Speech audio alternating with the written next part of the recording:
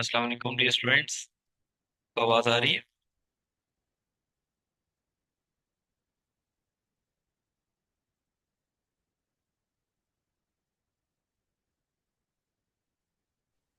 जी sir जी, वालेकुम सलाम। एक दो मिनट में स्टार्ट करते हैं।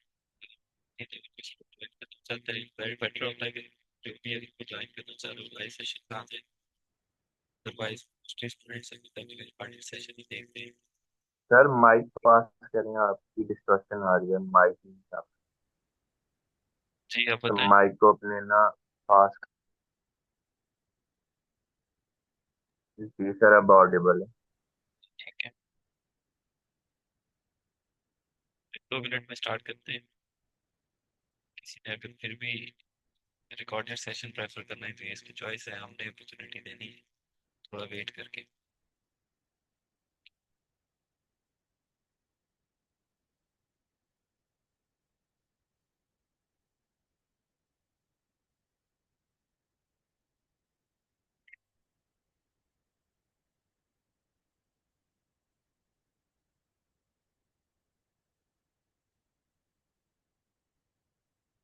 जी तो डियर स्टूडेंट्स, पहले वाले सेशन ने उसकी रीडिंग की है जो हमने लेक्चर की है अभी तक। सी पैक हो गया, अफगानिस्तान इशू में एक सब टॉपिक मैंने अभी आपको क्लियर करना है। और फर्स्ट लेक्चर हमारा हाइब्रिड वॉरफेयर पे था, तो आपने उसकी रीडिंग की है। ओवरऑल कैसा आपका उस पे एक्सपीरियंस रहा है, नॉलेज बिल्ड हुआ है, ऐसे के एस्पेक्ट में कितना अच्छा कवर हुआ है, इस पे फीडबैक दें।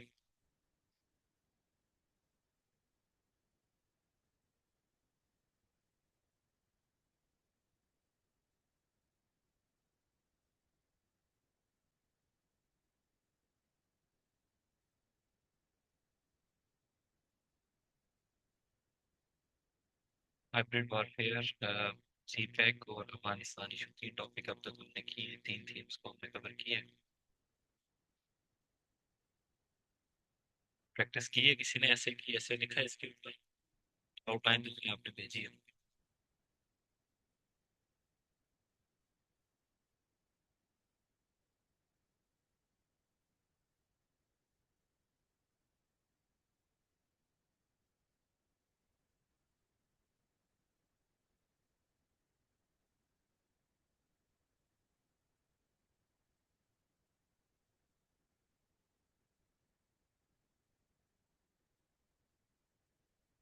आज का हमारा टॉपिक है BRI और P3W, thirdly IMEC।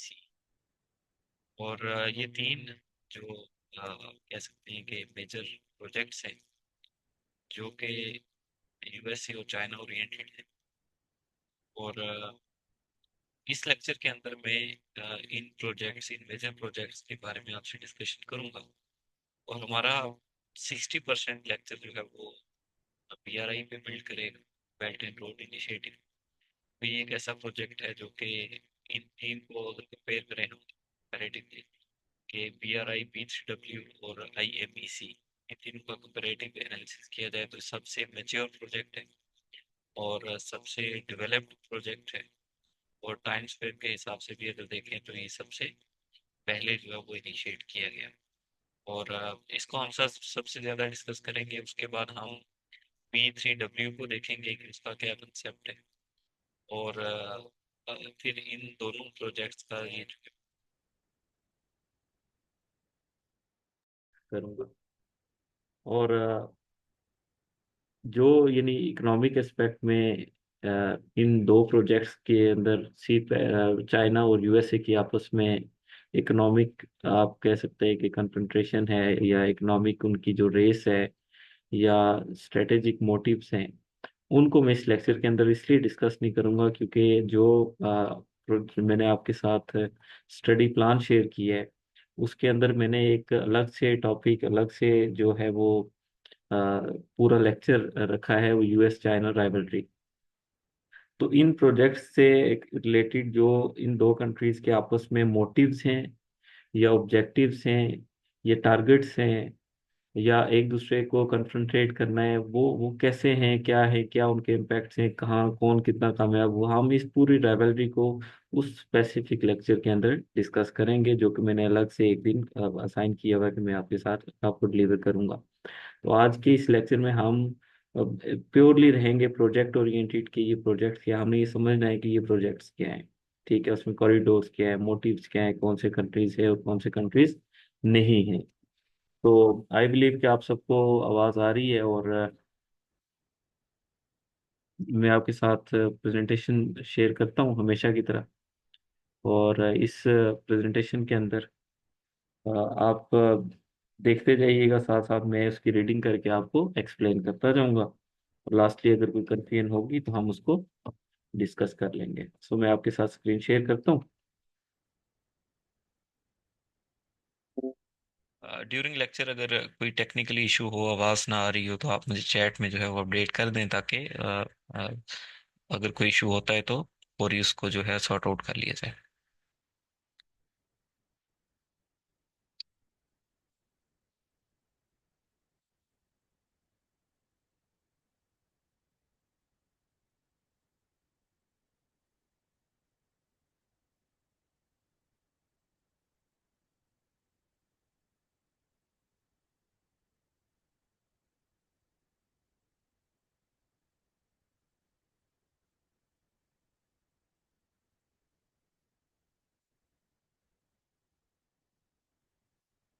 जी, मैंने प्रेजेंटेशन और स्लाइड आपके साथ शेयर की है, सबको विजिबल है।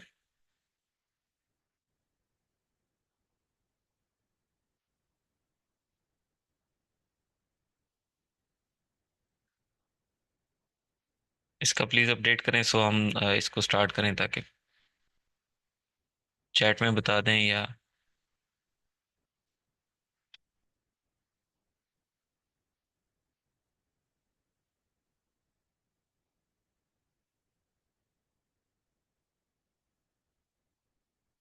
Okay ji.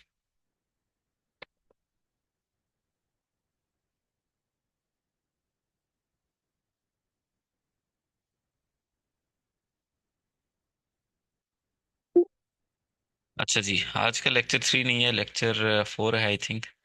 BRI, B3W and IMEC, ये तीन ऐसे प्रोजेक्ट्स हैं जो कि आपके सामने हैं। First one is one belt one road. अब आप कहेंगे यहाँ पे ये लिखा नहीं है, तो ऑब्वियसली आई बिलीव कि आपको इतनी एक बिल्ट इन नॉलेज होना चाहिए, पहले भी होना चाहिए था, और फिर जब मैंने आपके साथ कुछ रीडिंग मटेरियल शेयर कर दिया, तो उसके बाद आपने जब इसकी रीडिंग की होगी तो आपके क्लियर हो गया होगा कि वन बेल्ट वन रोड ओबोर जो कि और BRI एक ही प्रोजेक्ट के दो नेम्स हैं। यहाँ पे इसकी एब्रिविएशन है बेल्ट एंड रोड इनिशिएटिव, और यहाँ पे वन बेल्ट वन रोड। सो इसको BRI के तौर पे ज्यादातर जाना जाता है। B3W, build back better world. ठीक है, यहाँ पे 3 B's हैं, तो यहाँ पे इसको कहा गया है B3W। और IMEC आपके सामने है, India middle east Europe corridor. तो ये तीन प्रोजेक्ट्स हैं जिसमें हम, या जैसे कि मैंने आपको बताया कि 70% टाइम के अंदर इस प्रोजेक्ट को देख रहे होंगे, ओबोर BRI को। और रिमेनिंग 20% में मैं आपको B3W का बताऊंगा, क्योंकि बहुत ज़्यादा अभी तक जो है इस पे कोई डेवलपमेंट नहीं हुई, तो प्रोजेक्ट के बारे में इंफॉर्मेशन और उनके जो एम्स एंड ऑब्जेक्टिव्स हैं वो आपसे शेयर करूंगा। और लास्टली बिल्कुल थोड़ा सा मैं आपके साथ शेयर करूंगा IMEC को। और इसकी वजह ये है कि इसका मैंने ऑलरेडी IMEC से रिलेटेड एक स्पेसिफिक लेक्चर ऑलरेडी रिकॉर्ड किया हुआ है, तो मैं उसको आपको आपके साथ रिकॉर्डेड फॉर्म में भी शेयर कर दूंगा। और ये भी एक ऐसा प्रोजेक्ट है जो कि इंफॉर्मेशन की हद तक आपको पता होना चाहिए, एक ब्लॉग की हद तक पता होना चाहिए, अदरवाइज इंफ्रास्ट्रक्चर या डेवलपमेंट वाइज अभी तक ये बहुत ज़्यादा इस पे प्रोग्रेस नहीं हुई। तो बहुत ज़्यादा इस पे यानी इस पे अंडरस्टैंडिंग होनी चाहिए कि क्या मोटिव्स हैं इस प्रोजेक्ट के, लेकिन इसकी जो डेवलपमेंट के क्या फेजेस चल रहे हैं, क्या कौन सा प्रोजेक्ट सब प्रोजेक्ट कंप्लीट हुआ है, कौन सा कॉरिडोर कंप्लीट हुआ है। तो वो चीज़ें अभी इस IMEC के अंदर भी नहीं है। So let's start. एक एजेंडा और आउटलाइन आपके सामने है। BRI को आपके साथ जैसे मैंने बताया डिस्कस करूंगा, B3W को, IMEC को, और BRI वर्सेस B3W दोनों के क्या ड्रॉबैक्स हैं उनको भी आपके सामने रखूंगा। और फिर चाइना वर्सेस यूएसए की ऑब्वियसली इसमें किसी हद तक डिस्कशन आ जाएगी, लेकिन मेनली इन प्रोजेक्ट्स को आप एक अंडरस्टैंडिंग शुरू में डेवलप कर लें कि बीआरआई चाइना ओरिएंटेड प्रोजेक्ट है और जो बी3डब्ल्यू है वो यूएस ओरिएंटेड प्रोजेक्ट है। और जब हम बीआरआई की बात कर रहे हैं तो समझ लें कि हम चाइना की बात कर रहे हैं, और जब हम बी3डब्ल्यू की बात कर रहे हैं तो आप ये समझें कि ये एंटी चाइना बात हो रही है, एंटी बीआरआई प्रोजेक्ट जो है वो ये बात हो रही है जब हम बी3डब्ल्यू की बात कर रहे होते हैं।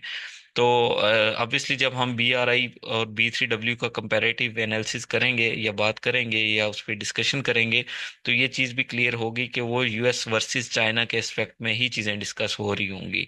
कि अगर कोई कहीं पे बी आर आई लैग कर रहा है तो इट मीन्स चाइना लैग कर रहा है, और अगर कहीं पे बी3डब्ल्यू प्रोग्रेस कर रहा है तो इट मीन्स यूएसए जो है वो प्रोग्रेस कर रहा है।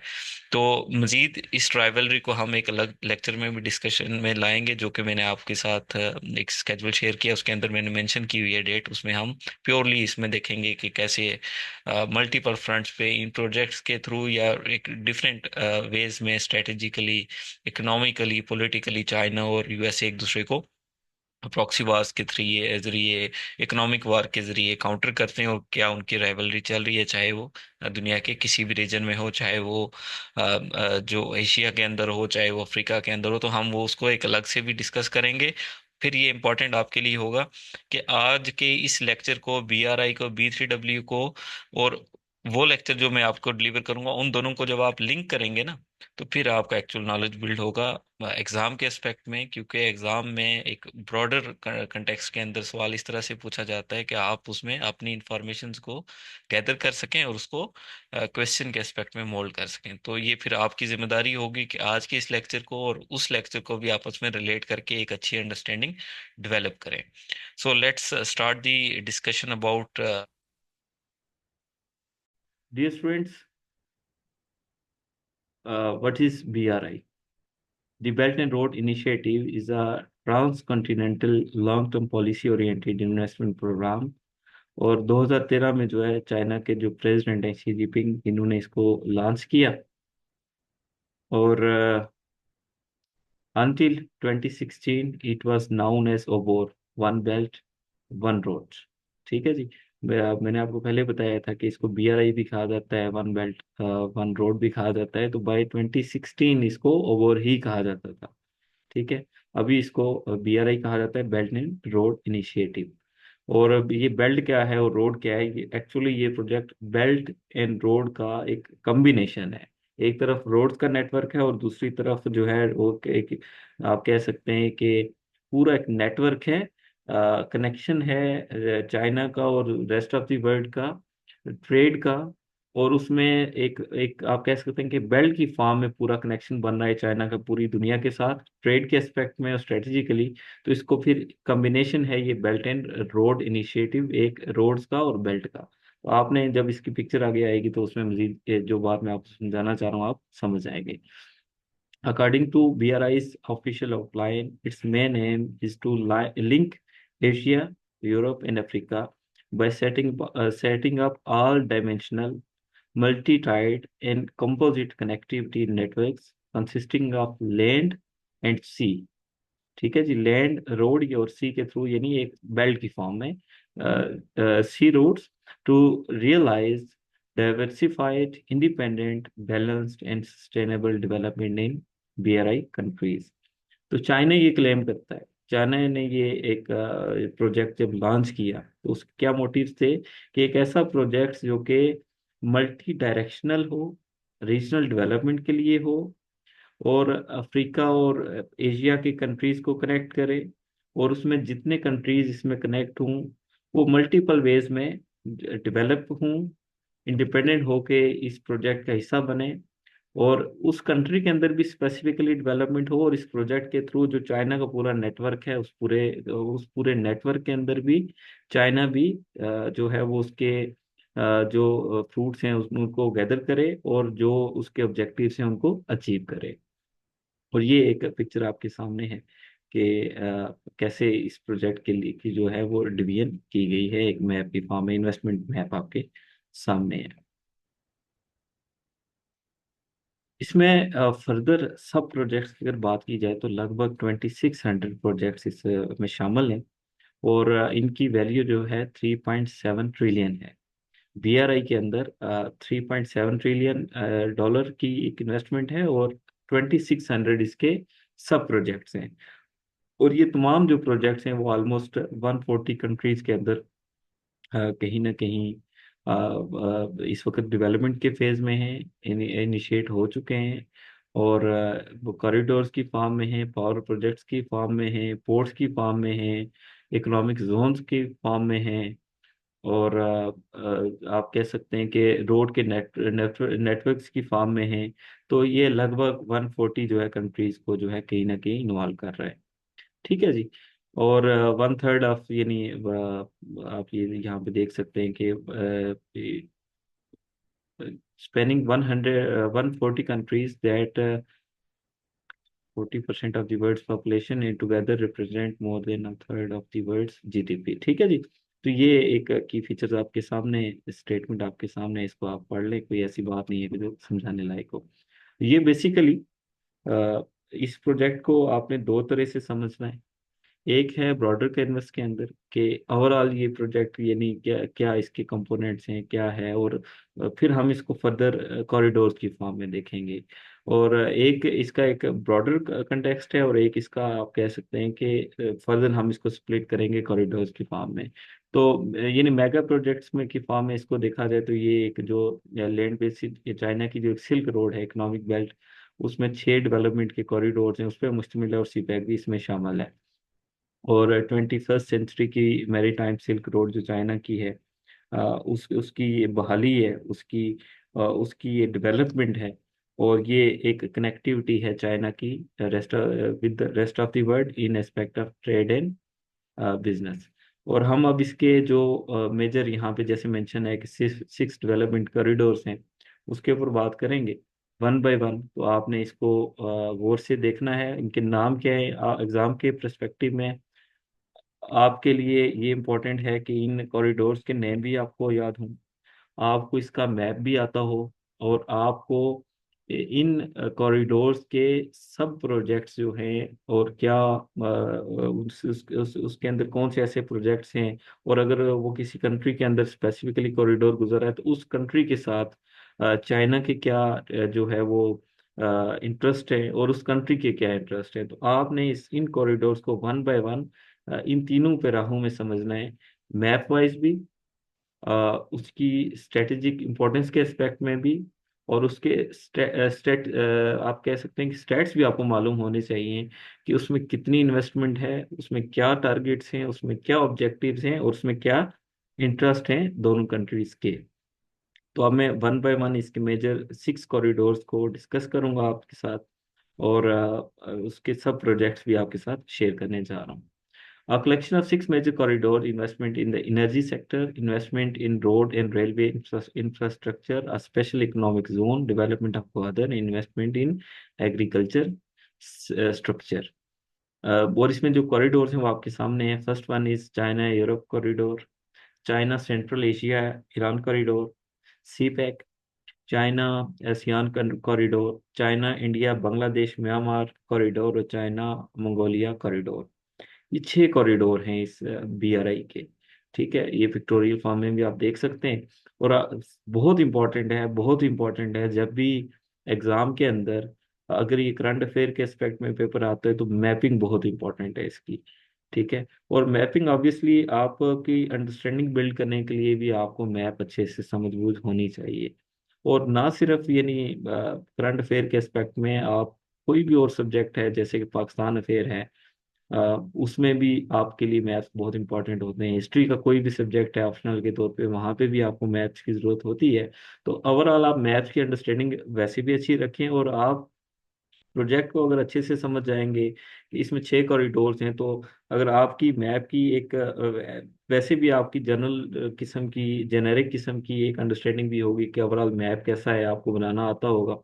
तो आप उस अंडरस्टैंडिंग को देखते हुए अगर आपको इन कॉरिडोर्स के नेम याद होंगे तो आप खुद भी इसको इजीली ड्रा कर लेंगे। जरूरी नहीं है कि आप सी पैक के एस्पेक्ट में या पीआरआई के एस्पेक्ट में ये मैप याद करना शुरू कर लें। आप मैप की अच्छी अंडरस्टैंडिंग प्लस अपनी इंफॉर्मेशन की अच्छी अंडरस्टैंडिंग करें। एग्जाम के अंदर जिस हिसाब से अगर आपने मैप ड्रा करना है तो आप उन दो चीज़ों को रिलेट करके वहाँ पे ड्रा कर ले। तो इन प्रोजेक्ट्स के अंदर मैप बहुत इंपॉर्टेंट है, इस बात को आपने मद्देनजर रखना है। सबसे पहला कॉरिडोर चाइना यूरोप कॉरिडोर, ठीक है जी। और इसमें जो है वो चाइना और सेंट्रल एशिया और यूरोप का, ये नहीं, ये आप कह सकते हैं एक पूरा कनेक्शन है। चाइना, अजरबैजान, टर्की और यूरोप, इसके दरमियान एक बुलेट ट्रेन का प्रोजेक्ट है और रोड इंफ्रास्ट्रक्चर का सब प्रोजेक्ट है। इसी तरह तरह से मैंने आपको सीपैक के उसमें भी बताया था लेक्चर के अंदर के इकोनॉमिक जोन चाइना का एक मेजर टास्क है और मेजर उसका ऑब्जेक्टिव है। तो उसमें यहाँ पे भी special economic zone China, central Asia, Russia, Europe, 26 economic जो है वो एमओयूज साइन हो चुके हैं इकोनॉमिक जोन्स को बिल्ड करने के लिए। इसी तरह से इस कॉरिडोर के थ्रू जो इन्वेस्टमेंट है एनर्जी सेक्टर के अंदर उसको भी फोकस किया गया है। अच्छा, यहाँ पे जैसे मैंने आपको बताया था सीपैक के टॉपिक के अंदर कि चाइना पाकिस्तान इकोनॉमिक कॉरिडोर, तो मैंने आपको ये चीज़ समझाई थी कि ये सिर्फ एक कॉरिडोर नहीं है, एक गुजरगाह नहीं है, एक रास्ता नहीं है, एक शाहराह नहीं है, बल्कि ये इसके साथ लिंक्ड है मल्टीपल चीज़ें। क्या? एनर्जी सेक्टर, उसके साथ लिंक्ड था स्पेशल इकोनॉमिक जोन, उसके साथ लिंक्ड था ग्वादर का प्रोजेक्ट, उसके साथ लिंक्ड थी सिक्योरिटी, उसके साथ लिंक्ड थी आपकी इकोनॉमिक डेवलपमेंट। तो आपने किसी भी कॉरिडोर को सिर्फ इस तरह से नहीं समझना कि चाइना और यूरोप के दरमियान एक जस्ट एक कॉरिडोर है। उसके अंदर हर जगह, जिस तरह सीपैक के अंदर एक कॉरिडोर के तौर पे उसको देखा जाता है, लेकिन उसके अंदर मल्टीपल प्रोजेक्ट्स हैं जैसे एक स्पेशल इकोनॉमिक जोन्स हैं, कोल्ड स्टोरेज के एरियाज बिल्ड हो रहे हैं, एग्रीकल्चर के अंदर अभी ज्यादा पाकिस्तान और चाइना फोकस कर रहे हैं। तो ये कॉरिडोर ही नहीं रह जाता, बल्कि उसके अंदर मल्टीपल सब प्रोजेक्ट्स हैं इकोनॉमिक जोन्स की फॉर्म में, इंफ्रास्ट्रक्चर की फॉर्म में और इन्वेस्टमेंट की फॉर्म में। तो ये चीज़ आपने इन तमाम कॉरिडोर्स के अंदर भी याद रखनी है कि ये सिर्फ जो है कॉरिडोर नहीं है, बल्कि हर प्रोजेक्ट के अंदर फर्दर इस तरह के सब प्रोजेक्ट्स भी शामिल हैं। और इसके बाद जी China central Asia Iran corridor, ये एक ऐसा कॉरिडोर है जो चाइना से लेकर सेंट्रल एशिया और ईरान इन तमाम रीजन्स को जो है वो कनेक्ट करता है। और इस कॉरिडोर के थ्रू इन्वेस्टमेंट इन एनर्जी सेक्टर अगेन, और ईरान जो है बाय सेल्फ 400 बिलियन की जो इन्वेस्टमेंट है वो इस प्रोजेक्ट के अंदर ऑलरेडी कर रहा है। और इसके अलावा रेलवे इंफ्रास्ट्रक्चर और बुलेट ट्रेन का प्रोजेक्ट इसमें शामिल है, स्पेशल इकोनॉमिक जोन का भी है, और चाबहार सी पोर्ट के अंदर भी को भी इस प्रोजेक्ट के अंदर फोकस किया गया है। थर्डली, सीपैक एक major China Pakistan economic corridor है जो कि बीआरआई का हिस्सा है। मैंने आपको ये चीज़ एक्सप्लेन की थी कि जिस तरह China Pakistan economic corridor Pakistan के लिए बहुत इंपॉर्टेंट है, और उस सीपैक के अंदर ग्वादर पोर्ट पाकिस्तान का एक one of the most important project है। सीपैक का एक पार्ट है ऐसा कि जो आप कह सकते हैं कि एक सबसे ज्यादा अहमियत रखता है। इसी तरह से सी पैक चाइना के बीआरआई के अंदर सबसे ज्यादा इम्पोर्टेंस रखता है। उसमें ये नहीं, हम इस चीज को इस तरह से नहीं सिर्फ देख सकते कि इसमें पाकिस्तान के अंदर क्या डेवलपमेंट होगी, इसमें पाकिस्तान के क्या इंटरेस्ट हैं। आप सिर्फ चाइना के कंटेक्स्ट में भी इसको देखें तो इस प्रोजेक्ट की बहुत ज्यादा इंपॉर्टेंस है, और इसको एक वन ऑफ दी कंसिडर किया जाता है कि one of the most important project of BRI. ठीक है जी। और इसमें भी जैसे एनर्जी सेक्टर के अंदर इन्वेस्टमेंट है, ये चीज़ मैंने आपको ऑलरेडी एक्सप्लेन की थी कि क्या क्या पाकिस्तान के अंदर एनर्जी सेक्टर के अंदर चाइना ने इन्वेस्टमेंट की है, क्या उसके एम्स हैं, ऑब्जेक्टिव्स हैं। Investment in road and railway infrastructure है, स्पेशल इकोनॉमिक जोन की डेवलपमेंट है, और डेवलपमेंट ऑफ ग्वादर है। तो ये तो मैंने आपको ऑलरेडी एक्सप्लेन किया, अगर किसी स्टूडेंट ने ये मिस किया तो आप उस लेक्चर को जाके देख सकते हैं, रिकॉर्डेड फॉर्म में मैंने आपके साथ शेयर किया हुआ है। अच्छा जी, China India Bangladesh Myanmar corridor, ठीक है जी। और इसमें भी रोड एंड रेलवे का रोड रेलवे प्रोजेक्ट्स हैं, green energy sector, carbon free energy, इसको फोकस करके यहाँ पे काम हो रहा है, और सी पोर्ट्स की इन्वेस्टमेंट है। ठीक है। और ये हो गया हमारा फोर्थ नंबर कॉरिडोर। और फिफ्थ नंबर है चाइना इंडिया बांग्लादेश म्यांमार, इसमें स्पेशल इकोनॉमिक जोन भी है, और चाइना म्यांमार और जो है ऑयल पाइपलाइन भी यहाँ पे फोकस की गई है। सिक्स प्रोजेक्ट पे अभी ऐसा है उसका फर्दर यानी उस पर कितना काम होना है या क्या उसका प्लान है वो किसी हद तक अभी तक शेयर नहीं किया गया।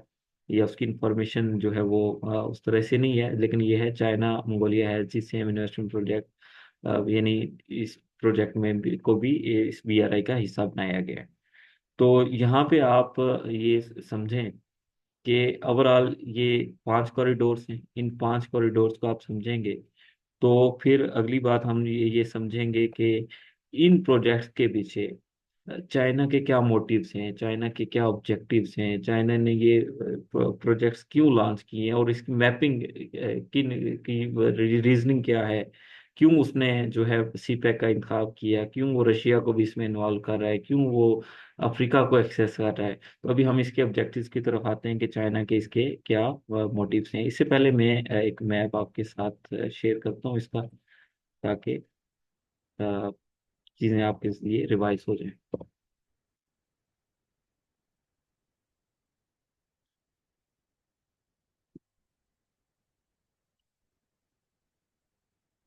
तो ये मैप आप देख लें, one belt one road BRI का, और इसमें यहाँ पे चाइना है, और ये एक रोड्स एंड रेलवे का नेटवर्क है जो कि यहाँ से होता हुआ आप ये देख सकते हैं कि एशिया, यूरोप और अफ्रीका, इन तमाम रीजन्स को जो है वो कनेक्ट कर रहा है। और उसके बाद आप इस सी के जो एक पूरा रूट है उसके थ्रू भी कनेक्टिविटी देख सकते हैं, यहाँ से लेकर, चाहे वो यूरोप हो, अफ्रीका हो, या जो गल्फ कंट्रीज है वो हों, तमाम एरियाज को ये इस मैप के थ्रू भी लिंक कर रहा है।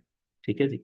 और ये पूरा बेल्ट एंड रोड की फॉर्म में एक नेटवर्क है जो आपके सामने है। अच्छा जी, अब हम इसकी आते हैं जी, चाइना के क्या इस पे ऑब्जेक्टिव्स हैं और क्या मोटिव्स हैं।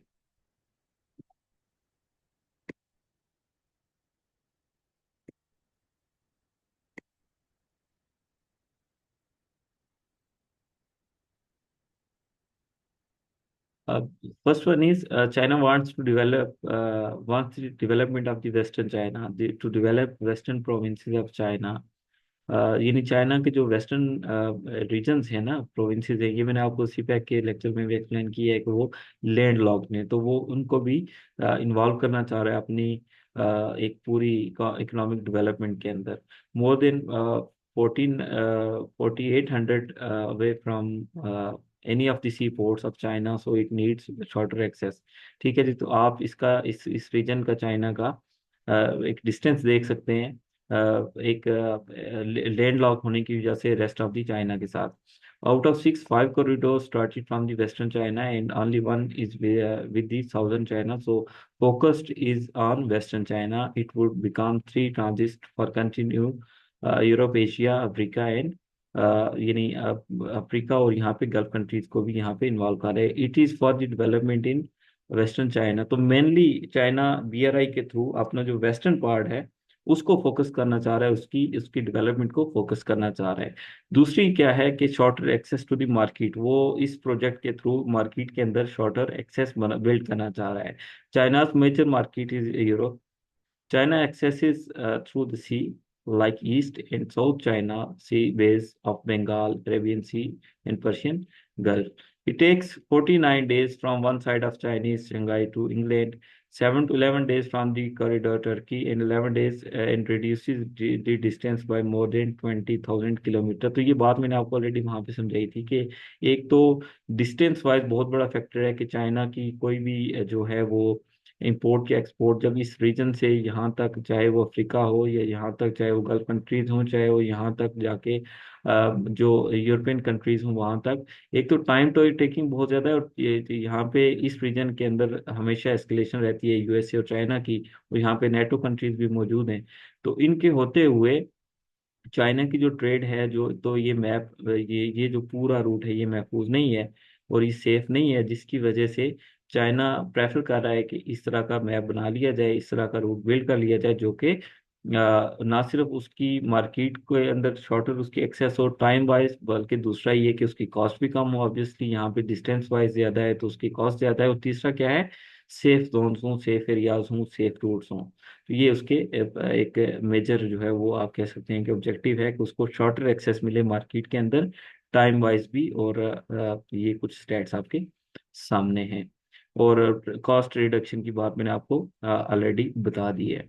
फिर जी अल्टरनेटिव ट्रेड रूट्स सिस्टम्स हैं, ये चीज़ भी ऑलरेडी मैंने आपको एक्सप्लेन की हुई है कि यहाँ पे जो है मलाक्का स्ट्रेट है, यहाँ पे नेटो कंट्रीज हैं, तो यहाँ पे हमेशा ताइवान का कन्फ्लिक्ट यहाँ पे चल रहा होता है, और जनूबी कोरिया शुमाली कोरिया की टेंशन चल रही होती हैं। यहाँ पे इंडिया की एग्जिस्टेंस है इस पूरे रीजन के अंदर, और यहाँ पे मलेशिया है, और इस तरह से यानी नेटो के अलाइज भी मौजूद हैं, यूएसए का इन्फ्लुएंस भी है इस रीजन के अंदर।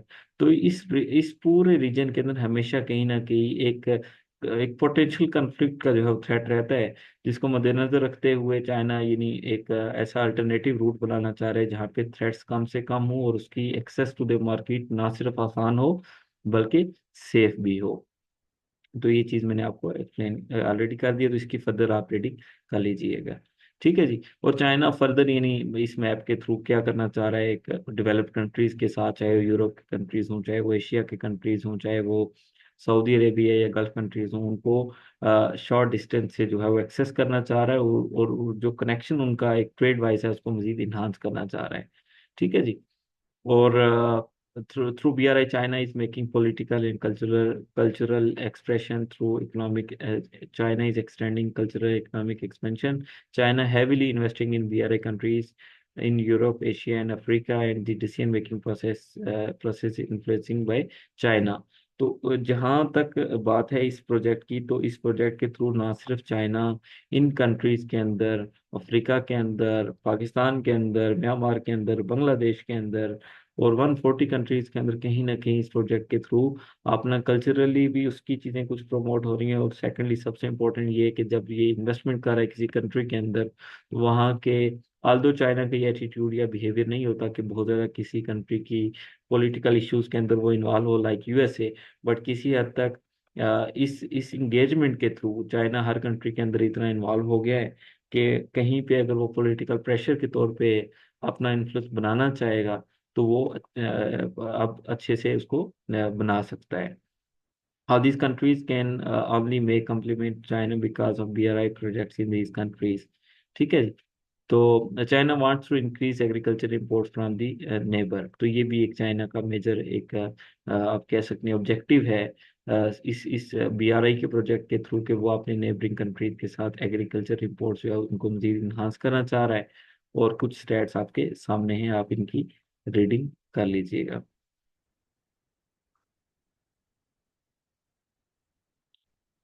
अच्छा जी।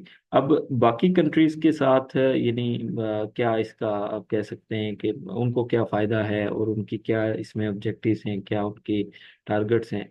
सीबैक transfers Pakistan into the transit corridor as 64 countries would be dependent on the transit trade starting with China. China's access Middle East, African region, Iran, in South Asia, the shortest route is provided by Pakistan, which is 12,000 kilometre. तो ये चीज़ मैंने आपको already बारह explain की है, तो इस चीज़ को आपने इसमें शामिल करना है कि जब BRI के एस्पेक्ट में देख रहे हो तो आपने इसको CPEC के कंटेक्स्ट में और पाकिस्तान के कंटेक्स्ट में भी एक्सप्लेन करना है, ताकि आपके पास एक डाटा जो है वो ज़्यादा अवेलेबल हो लिखने के लिए, स्पेशली ऐसे के एग्ज़ाम के अंदर। China will trade a minimum of $500 billion through Pakistan. Similarly, Central Asian Republic and Afghanistan would major benefit after China, as both five countries are landlocked, shorter and more practical ways Pakistan, Western alignment of CPEC is Afghanistan. ठीक है जी। Iran is also a major beneficial. Iran's export market is China 26% of China's export from Iran and through seaways, but now Iran has repeatedly requested Pakistan to make Iran in official part of CPEC। तो वो जो golden ring के through मजीद CPEC के अंदर भी शामिल होना चाह रहे हो ऑलरेडी। ईरान और चाइना एक दूसरे के साथ एक एक्सपोर्ट की क्या रेशो वो भी आपके सामने है। CPEC के थ्रू ईरान ने जो प्रपोजल पेश किया था गोल्डन रिंग का, वो मैंने एक असाइनमेंट भी दी थी, तो आपने उसको भी स्टडी करना है, तो मजीद आपको क्लियर होगा कि इस CPEC के अंदर ईरान के क्या मोटिव्स हैं, और जब CPEC के अंदर ये मोटिव्स हैं तो ऑब्वियसली वो BRI के अंदर मोटिव्स हैं, तो आपने इस चीज़ को भी इसके साथ रिलेट करना है ईरान के कंटेक्स्ट में। तो CPEC के कंटेक्स्ट में, पाकिस्तान के कंटेक्स्ट में हमने देख लिया BRI की क्या इंपॉर्टेंस है, सेंट्रल एशियन कंट्रीज का क्या इंटरेस्ट है, और फिर हमने ईरान के एस्पेक्ट में भी देख लिया। अब हम देखते हैं जी, Russia is also a major beneficial. Russia announced South Asia and Arabic would be transit and also all of South Asia will route from Pakistan. India is opposing, but it would be a major beneficiary from CPA. Pakistan is more important for shorter to access the Asian Republic of Republic for Pakistan. और इस तरह से middle east trade with China. तो middle east की trade का मैंने आपको जैसे बताया था कि इसमें दो कंटेक्स्ट है, एक तो ऑयल की जो है वो ट्रेड है और दूसरा जो गुड्स की ट्रेड है। तो उसमें हर दो सूरत में मिडल ईस्ट के भी इंटरेस्ट है। कैसे कि एक तो वही मिडल ईस्ट जब चाइना को अपना ऑयल बेच रहा है तो वो इस रूट के थ्रू में एक हाई कास्ट के ऊपर चाइना पहुंच रहा है। इस जो पोटेंशियल कन्फ्लिक्ट का जोन है यहाँ से गुजर के पहुंच रहा है। तो जब ये एक सी पैक के थ्रू यहाँ पे इन्वॉल्वमेंट हो रही है तो उसमें मिडिल ईस्ट का भी इंटरेस्ट है, और एक शॉर्टर वे के अंदर चाइना उनसे ज़्यादा परचेजिंग कर सकता है ऑयल को, जो है वो यहाँ से इजीली एक्सेस कर सकता है। सेकेंडली, चाइना की जो गुड्स हैं वो इजीली इस बीआरआई के थ्रू अब जो है वो इजीली एक्सेसिबल है गल्फ कंट्रीज के अंदर, मिडिल ईस्ट के अंदर। और इसका जो है मजीद इन्फ्लुएंस चाइना का इकोनॉमिक एस्पेक्ट में भी है, जो बीआरआई के प्रोजेक्ट की वजह से काफ़ी हद तक मजीद आसान और डेवलप हो गया, और उसमें मिडिल ईस्ट भी इसको इसका बेनिफिशरी हो रहा है। और ये एक शॉर्टर एक एक्सप्लेनेशन थी आपके सामने कि कैसे दूसरे कंट्रीज के इस बीआरआई के प्रोजेक्ट के अंदर इंटरेस्ट है। इसी तरह से आप मजीद अगर इसकी स्टडी करेंगे तो अल जज़ीरा के बहुत सारी आपको डॉक्यूमेंट्रीज मिल जाएंगी कि जो अफ्रीका की ये रीजन है, चाहे वो कीनिया का ये रीजन है, जिबूती पोर्ट है, और यूरोप के अंदर जो यहाँ पे जो एक ट्रेन का प्रोजेक्ट है उसके क्या इम्पैक्ट्स हैं इन कंट्रीज के ऊपर, और कैसे जिबूती को एक्सेस किया है चाइना ने इस पूरे मैप के थ्रू। तो आपने मैं रिकमेंड करता हूँ कि आप अल जज़ीरा की एक प्रोग्राम है, डॉक्यूमेंट्री तो नहीं है, प्रोग्राम है 30 मिनट्स का या 25 मिनट्स का, तो आपने लाजमी वो देख लेना ताकि जो चाइना के प्रोजेक्ट्स हैं उनके क्या इम्पैक्ट्स हैं उसकी अंडरस्टैंडिंग मजीद आपको डेवलप हो जाए। अब हम बात करते हैं build back water better world की B3W की। तो डियर स्टूडेंट्स, ये एक यूएसए ओरिएंटेड प्रोजेक्ट था जिसमें सबसे ज़्यादा जो है ये यूएसए के मोटिव्स, और ना सिर्फ यूएसए के मोटिव्स बल्कि ये कहा जाए कि एंटी चाइना ये एक प्रोजेक्ट था। और इसके अंदर the US decided to counter balance BRI with the help of its western allies and launch build back better world. और at a G7 summit in June 2021, the West set out its plan with a spiffy abbreviation B3W. तो B3W की क्या abbreviation है? Build back better world. और G7 summit जो जून 2021 में हुआ उसके अंदर इसको प्रपोज किया गया। और B3W is a global infrastructure initiative that will help narrow the 40 trillion infrastructure across the multiple countries having negligible growth by 2035. It will also focus on climate health, health security, digital technology and gender equality. तो major क्या इसके motives जो है वो set किए गए, वो क्या था कि जी क्लाइमेट और climate health, health security, digital technology और जेंडर इक्वेलिटी को जो है हमने फोकस करना है। ठीक है जी। A value driven high standard and transparent infrastructure partnership led by major democracies to help narrow the 40 trillion infrastructure need in the developing world, which has been अच्छा, ये आप देख लें कि ये G7 कंट्रीज का ये एक जब समिट हुआ तो वहाँ पे इस प्रोजेक्ट को ना सिर्फ प्रपोज किया गया, और कोविड-19 जो एक पेंडेमिक था उसके नतीजे में यानी इसका प्रपोजल रखा गया। आल्दो इसके अंदर जो उन्होंने ये चार चीज़ें शामिल की हैं कि हमारा फोकस ये है जी, हम क्लाइमेट हेल्थ को फोकस करेंगे, हम हेल्थ सिक्योरिटी की बात करेंगे, हम डिजिटल टेक्नोलॉजी को इन्हांस करेंगे और जेंडर इक्वलिटी के डेवलपमेंट के लिए काम करेंगे। लेकिन इसके अंदर जो अल्टीमेट मोटिव था इन कंट्रीज का वो सिर्फ और सिर्फ जो है वो सिर्फ एंटी चाइना जो है वो चीज़ों को जो है टारगेट करना था।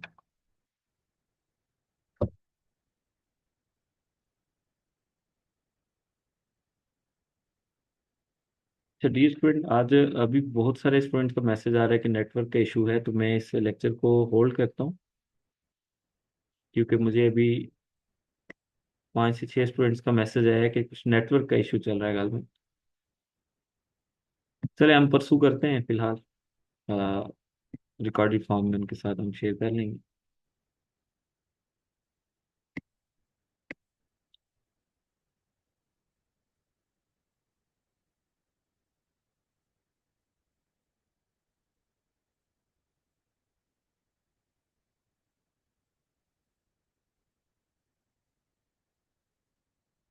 अच्छा जी, हम B3W को देख रहे हैं।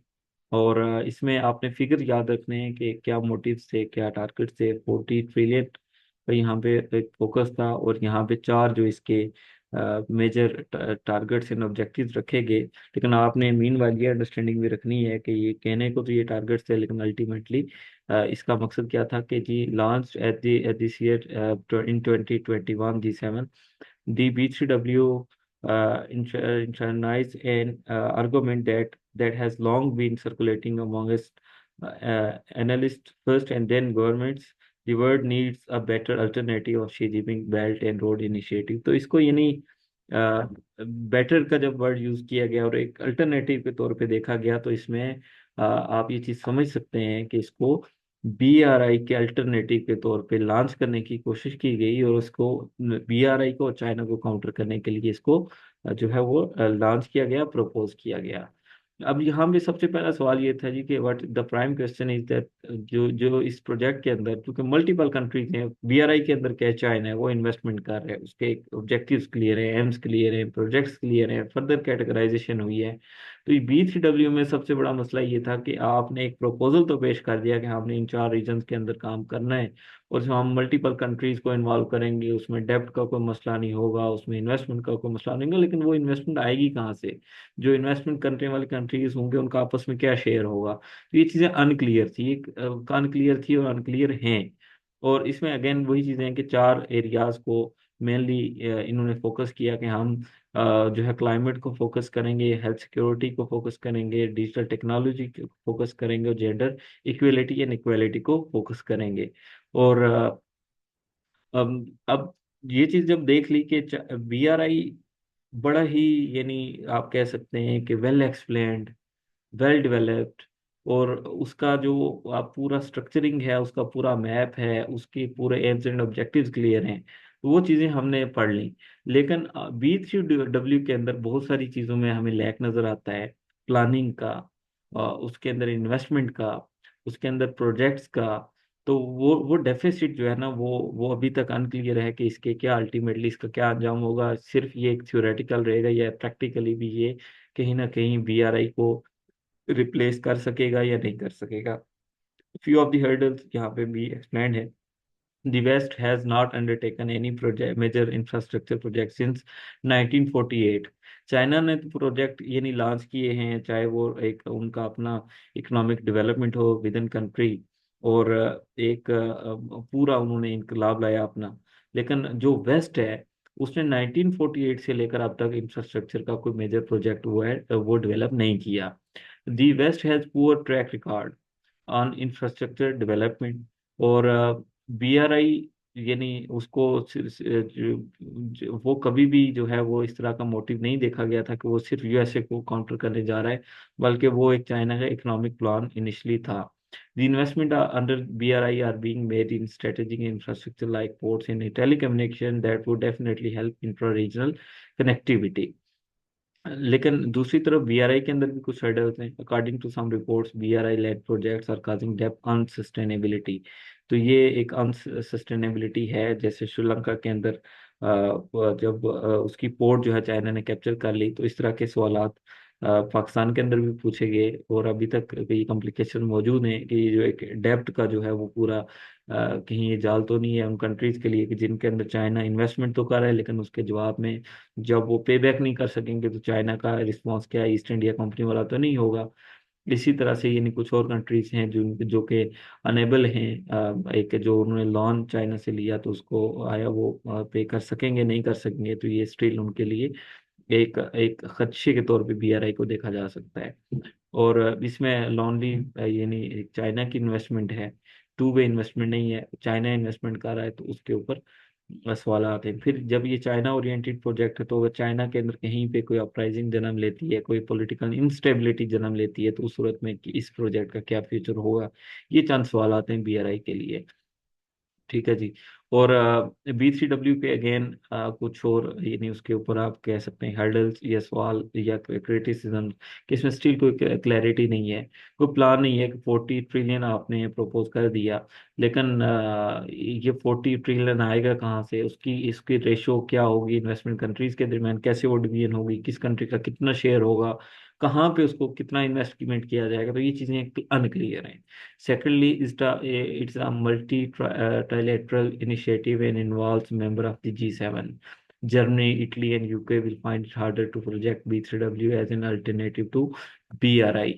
इसी तरह से China is the largest trading partner of Germany for 5 consecutive years। तो इसके इस B3W के अंदर जो कंट्रीज हैं, मेजर कंट्रीज हैं, वो इटसेल्फ चाइना के साथ भी ट्रेड करते हैं, उनका BRI के अंदर कहीं ना कहीं डायरेक्टली या इनडायरेक्टली कंसर्न है।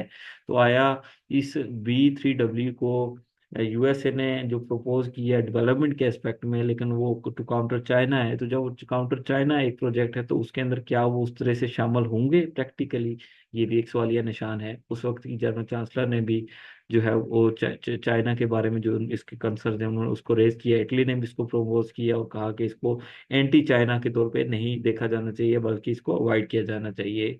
बोरिस जॉनसन जो कि यूके के उस वक्त प्राइम मिनिस्टर थे, उन्होंने भी इसको थोड़ा सा क्रिटिसाइज किया कि B3W डेवलपमेंट का प्रोजेक्ट तो जरूर होना चाहिए, लेकिन इस प्रोजेक्ट के थ्रू कहीं पे भी एंटी चाइना कोल्ड वार का एक नया जो है वो दौर का आगाज नहीं होना चाहिए। ठीक है जी। तो ये वो सारी चीजें हैं जो कि B3W के ऊपर एक क्रिटिकली देखी जाती हैं। तो अब आपने इस चीज की अंडरस्टैंडिंग पेपर के एस्पेक्ट में कैसे बिल्ड करनी है कि आप BRI के प्रोजेक्ट को समझें, उसके अंदर उसके कॉरिडोर्स को समझें, उसकी मैपिंग को समझें, और फिर एग्जाम के अंदर इसको अक्सर लास्ट ईयर भी जब एग्जाम में पेपर आए तो US चाइना राइवलरी के तौर पे पूछा जाता है। तो आप उसमें स्ट्रेटेजिक राइवलरी, उसमें सिक्योरिटी पर्सपेक्टिव में, उसमें डिफेंस वाइज जो उनका एक कन्फ्रंटेशन है या एक प्रॉक्सी वार्स की कन्फ्रंटेशन है, उसके साथ इस B3W के नॉलेज को भी लिंक कर सकते हैं। और अगर वो स्पेसिफिकली B3W के कंटेक्स्ट में पूछा गया तो आपको कंपैरिजन पता होना चाहिए कि BRI के क्या प्रोजेक्ट्स हैं, B3W के क्या मोटिव्स हैं, BRI की क्या इन्वेस्टमेंट है, B3W की कितनी इन्वेस्टमेंट है, BRI में चाइना के क्या मोटिव्स हैं, B3W में जो यूएस है उसके क्या मोटिव्स हैं, BRI कितना प्रैक्टिकल है, B3W कितना प्रैक्टिकल है, BRI कितना यानी चाइना का इन्फ्लुएंस को इंक्रीज कर रहा है, तो B3W कितना उस चाइना के इन्फ्लुएंस को जो है वो डैमेज कर रहा है। तो इस सारी इंफॉर्मेशन को आपने, इन सारे स्टैट्स को, इन सारी जो जो पॉइंट्स मैंने आपको एक्सप्लेन किए, इन सारी चीज़ों को आपने इनकी अच्छी अंडरस्टैंडिंग डेवलप करनी है, क्योंकि एग्जाम के अंदर आपको सीधा साधा ये सवाल कभी भी नहीं आएगा जी कि BRI के ऊपर आप नोट्स लिख के आ जाएं कि जी BRI क्या है, कहाँ स्टार्ट हुआ, इसका पूरा नक्शा क्या है, नहीं। वहां पे कंपैरिजन पूछा जाता है किसी और चीज के साथ लिंक करके। मिसाल के तौर पर ये पूछा जा सकता है कि CPEC की क्या अहमियत है रेस्ट BRI के अंदर एक प्रोजेक्ट के तौर पे, तो उस वक्त आपको BRI पूरे का पता होगा और फिर CPEC की भी इंफॉर्मेशन होगी, तो आप उन चीज़ों को रिलेट करके उस पूरे सवाल का जवाब दे सकेंगे। इसी तरह से अगर क्वेश्चन आ जाता है एग्जाम के अंदर के जी B3W वर्सेस BRI आप एक्सप्लेन करें, तो आपके पास एक जेनेरिक किस्म का स्टैट्स ओरिएंटेड नॉलेज होगा B3W का, दूसरी तरफ आपके पास स्टैट्स ओरिएंटेड नॉलेज होगा BRI का। तो उस सूरत में ही आप उसको एक अच्छे अंदाज में चीज़ों को जोड़ते हुए उसको पॉलिटिकल एस्पेक्ट में, उसके इकोनॉमिक एस्पेक्ट में और उसके स्ट्रेटेजिक इम्पैक्ट के तौर पे एक्सप्लेन कर सकेंगे। सो ये था आज का एक लेक्चर। और इसकी इसकी जो मल्टीपल डोमेन्स में जो जो इसको देखा जा सकता है BRI के B3W को और US चाइना राइवलरी को, तो एक और लेक्चर होगा उसके अंदर भी मैं आपको एक्सप्लेन करूंगा, आपके स्टडी प्लान में मैंने दिया हुआ है। तो जो IMEC का लेक्चर है वो मैं आपके साथ जो है वो अभी उसका लिंक शेयर कर दूंगा, तो आप वहाँ से देख लीजिएगा। आज चूंकि बहुत सारे स्टूडेंट्स के मैसेजेस आए कि कोई नेटवर्क का इशू है, और अनफॉर्चुनेटली ये इश्यूज आते हैं हमारे कंट्री के अंदर पॉलिटिकल इश्यूज की वजह से भी, या किसी रिलीजियस कोई अगर इवेंट होता है वहाँ पे भी सबसे पहले जो है नेटवर्क इशू आ जाता है। तो आई थिंक कोई इस तरह का इशू है जिस वजह से बहुत से स्टूडेंट बार बार आ रहे हैं और फिर डिस्कनेक्ट हो रहे हैं। तो मैं इस लेक्चर को थोड़ा सा शॉर्टन रखता हूँ ताकि हम नेक्स्ट लाइव इंटरेक्शन के अंदर जो स्टूडेंट्स इस सेशन को ज्वाइन करना चाह रहे थे उनको भी ज़्यादा अच्छे से एक्सप्लेन कर सकूँ। So that's it for today. और हाइब्रिड वारफेयर, और जो सीपैक की असाइनमेंट थी वो भी कुछ स्टूडेंट्स के भी पेंडिंग है, तो वो भी आप ज़रूर सबमिट करवा दें ताकि उनकी आउटलाइंस की भी इवेलुएशन हो सके और आप तक वो इवेलुएटेड जो है वो सेशन पहुंच सके। तो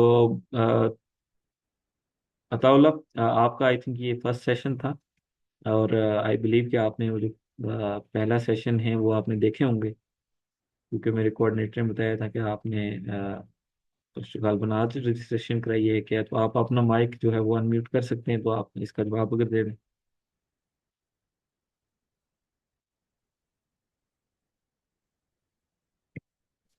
सर।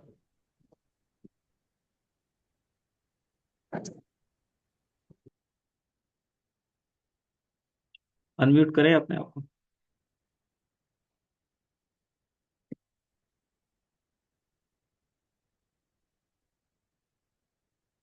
ओके। अस्सलाम वालेकुम सर। तो आपने अगर आपके फर्स्ट सेशन है तो आप पिछले लेक्चर भी लाजमी देख लें। और आज के इस लेक्चर को हम थोड़ा सा शॉर्ट टर्म रखते हैं, क्योंकि बाकी स्टूडेंट्स कोई कनेक्टिविटी इश्यूज की वजह से बार बार मैसेजेस आ रहे हैं, तो फिर मैं इसको ज़्यादा प्रोलॉन्ग नहीं करता। इस लेक्चर के अंदर ओके। किसी स्टूडेंट को, चाहे वो लाइव सेशन था या चाहे वो रिकॉर्डेड सेशन देख रहे हैं, तो कोई भी चीज़ समझ ना आए तो आप पूछ सकते हैं, मुझे इनबॉक्स कर सकते हैं। मजीद इसका रीडिंग मटेरियल मैंने ऑलरेडी ग्रुप में शेयर किया हुआ है, किसी स्टूडेंट को चाहिए तो आप ग्रुप में देख लें, और फर्दर फिर भी अगर कोई चीज़ मिसिंग है तो आप मुझे कह सकते हैं।